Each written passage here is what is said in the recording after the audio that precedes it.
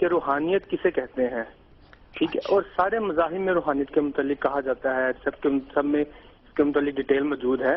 تو روحانیت کے ساتھ ساتھ جو مراقبہ بزرگان دین کہہ گئے ہیں اس کے متعلق تھوڑا سا بیان کیجیے، کیونکہ مراقبہ تو باقی مذاہب میں بھی ہے، اس کے متعلق اور روحانیت و مراقبے کے متعلق بتائیے گا.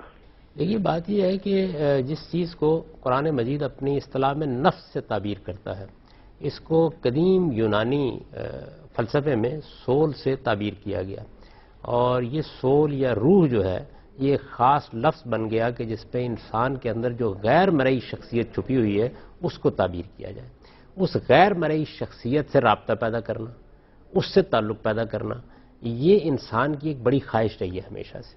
جس طریقے سے مادی دنیا کے اسرار دریافت کرنا یہ انسان کی بڑی خواہش رہی ہے، تو جس طرح مادی دنیا کے اسرار کو دریافت کرنے کی خواہش نے سائنسی علم پیدا کیا ہے یا طبعی علوم پیدا کیے ہیں، اسی طرح نفسی یا آپ کہہ سکتے ہیں کہ روحانی، یعنی آپ نفس کا لفظ اختیار کر لیں یا روح کا لفظ اختیار کر لیں، تو نفسی اور روحانی جو انسان کے اندر طاقت موجود ہے یا وہ غیر مرئی شخصیت موجود ہے، اس سے رابطہ پیدا کرنا، اس کے اسرار دریافت کرنا، اس تک پہنچنا، یہ بھی انسان کی خواہش رہی ہے.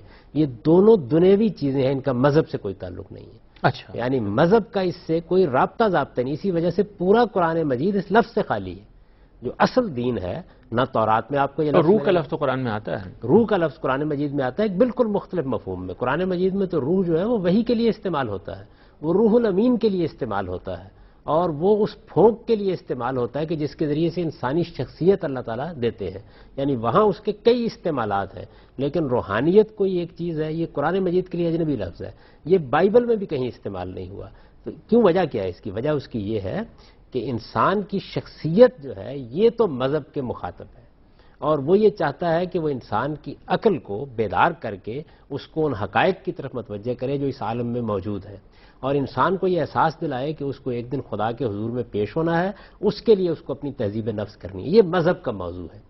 یہ بات کہ انسان اپنے روحانی وجود سے رابطہ پیدا کرے اور اس جسمانی وجود کی کثافت کو دور کرے، اور نفس کے اندر جو چیزیں موجود ہیں ان کو وہ ان قوانین کو دریافت کر کے کچھ نئی طاقتیں حاصل کرے، یہ جس طرح مادی علوم کے معاملے میں ایک سائنس ہے، اسی طرح یہاں بھی ایک سائنس ہے.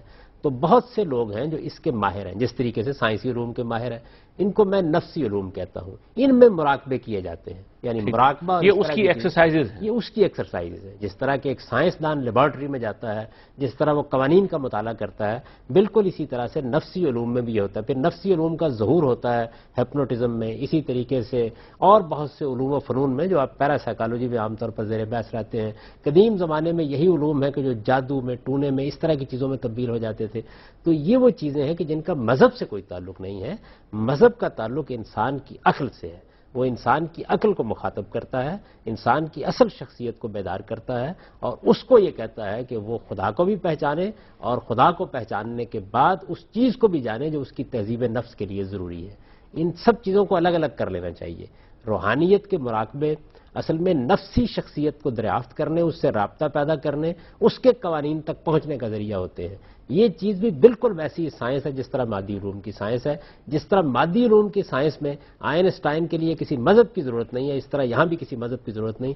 بدھوں کے ہاں، ہندوؤں کے ہاں ہر جگہ اس کے ماہرین پائے جائیں گے، اور غیر معمولی آپ کو کارنامے دکھائیں گے، کرشمے دکھائیں گے.